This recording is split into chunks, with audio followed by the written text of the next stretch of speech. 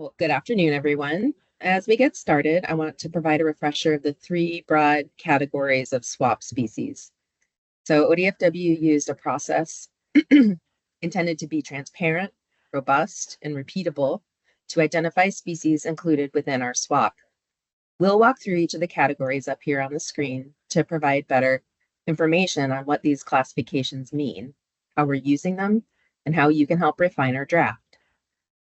Species of greatest conservation need are the species we've identified as having imperiled conservation status and are what we previously referred to as strategy species. The name change, similar to the name change of the plan, will help us be more in line with national terminology. Species of greatest information need, these are species which we just don't know enough to determine their status. These were previously referred to as data gap species. And our third species is other. There are a number of ways we're including species that aren't either species of greatest information need or conservation need within the revised swap. As we all know, there are species that are key to informing conservation actions in the state that may not fall neatly within either of the two previous categories. Next slide, please. To inform our discussion of outcomes, let's walk through our criteria for selection of species of greatest conservation need. Staff led a comprehensive process to revise the criteria for selection of species of greatest conservation need in 2023. The conservation criteria developed were based on those used in 2016, with changes to make them more inclusive of all taxa. In previous iterations, different criteria were used for different taxonomic groups, which could become confusing. The end result was 4 criteria that were applied to all potential species of greatest conservation need, and species assessed must meet 2 or more of the 4 criteria to be included as SGCN.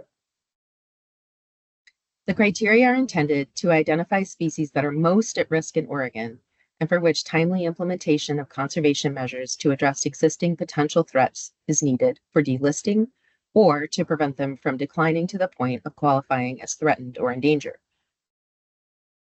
As a reminder, the Oregon swap is non-regulatory, and likewise, the species designations of species of greatest conservation need and information need are non-regulatory, but are meant to guide conservation priorities and actions in the state. Next slide, please. So since today's focus is on our species of greatest conservation need, I want to dig in even further into the language of each of the 4 criteria. Criterion 1, broadly, is that a species is vulnerable to threats due to life history traits or ecological characteristics. An example here would be the California myotis with inherently low reproductive rates and limited large snags for roosting. Next slide, please.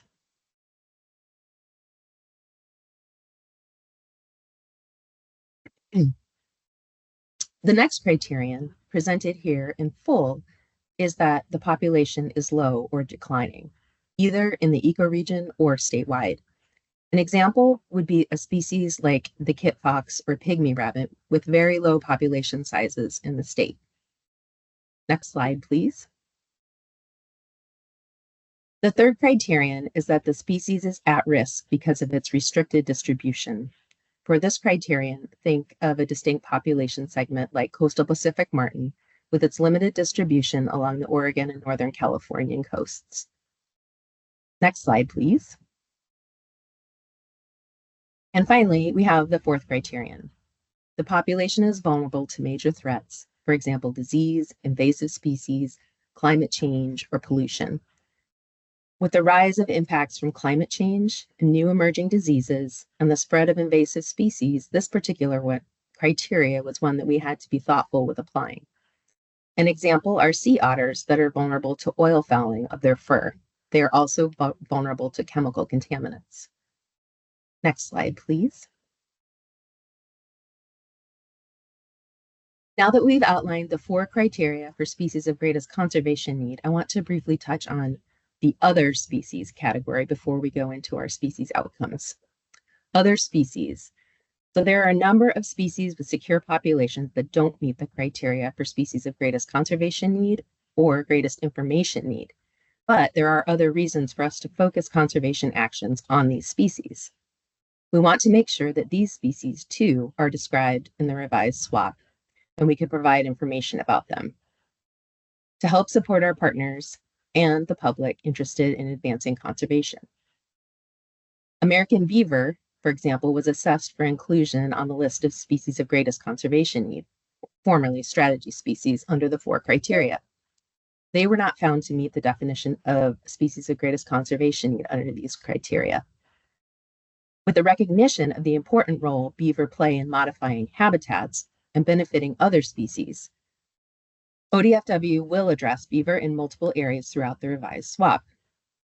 Beaver habitat, or habitat for beavers, and beaver modified habitat, habitat by beavers, include components of several distinct vegetation communities, including riparian areas, wetlands, aspen woodlands, and others. Including information on beavers and their influence within relevant habitats will help to showcase the important role they play. We also recognize that beaver activity is a type of natural disturbance regime, and we're expanding information within the disruption to disturbance regime's key conservation issue to enhance communication of this and highlight the key role that beavers play at the landscape scale. For these other species, we're looking for additional information and review, feedback on species spotlights, such as beaver, review of key habitat description, such as aspen woodlands, flowing water and riparian, and wetlands. And as Emily mentioned, there are upcoming habitat meeting opportunities for input. Next slide, please.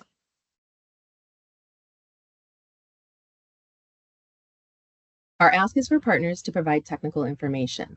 The draft list of species that have been assessed to date by ODFW is presented in the Mammal spreadsheet on the revision website, in addition to the draft list of mammal species of greatest conservation need and greatest information need. For species on the draft list, we're looking for technical partners to review the profiles for factual accuracy, missing information, and being current. For any proposed changes or additions, we ask that reviewers submit peer-reviewed references and supporting materials that can help inform final decisions. We recognize the value of traditional and cultural information in addition to scientific data. Finally, we're looking to technical reviewers to identify any additional information needs or actions critical to the conservation of the species. The SWAP is a document that's widely available and heavily used with over 120,000 unique users each year. So if partners can help us make sure we have high quality information on threats and conservation actions, this information can go to help support effective conservation by practitioners around our state. Next slide, please. So to help document your feedback, we've provided a form on the revision website, the Species Information Comment Forum. Though we will be taking notes today, please use this tool to provide us with your comments. We'll step through the form at the end of our gathering today. Next slide, please. With this background in mind, we're now looking to you and the ask we have from you. The species lists and profile documents of species of greatest conservation need and information need were made available prior to this meeting. We're asking for your help principally on ecoregion designations, special needs, threats, and conservation actions. When making suggestions wherever possible, please provide appropriate peer-reviewed references and published sources. Next slide, please. So, these are our outcomes. 51 mammal species have been assessed by ODFW. We're proposing 33 species as species of greatest conservation need, with 6 of those added as new. These include bat species such as the long-eared myotis and little brown myotis, which is consistent with our concern for all bat species in Oregon and across the nation, and also proposing the North American porcupine due to impacts to its habitat, climate change, barriers to movement across the landscape, and suspected changes to the species range in the state and population trends. Next slide, please. 6 species are proposed as species of greatest information need, with 1 new species added, western pocket gopher.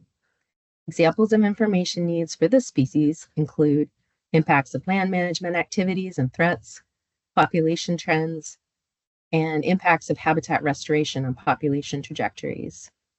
And there are also some genetic questions that need to be answered. Next slide, please. For each species of greatest conservation need, we are asking for your review on content in these categories: ecoregions, special needs, threats and limiting factors, data gaps, and conservation actions. For example, are the species ecoregions accurate? Ecoregions listed are where conservation actions are prioritized and not necessarily all ecoregions in which the species occurs. Is the information presented for each species accurate and complete for each category? Draft content is available on the SWOP revision website. Please provide your feedback through the revision website by April 4th, and sooner is much appreciated. Next slide, please. For each species of greatest information need, we're looking for your expertise to identify information needs and data gaps that will help to determine conservation status of the species. This information is also needed to evaluate whether each species meets the criteria of a species of greatest conservation need. For example, these information needs could look like assessing population distribution and trends, identifying species-specific habitat needs, or identifying threats and limiting factors. Specifically calling out the factors needed to determine conservation status will help guide our collective work on these species into the future. Again, please provide your information through the revision website by April 4th, and sooner is most helpful. Next slide, please. So to date, we have received some very helpful feedback. Species distribution maps have been provided of modeled climate change scenarios, and this is the type of information we can link to in the updated SWOP. Emerging key references have also been provided.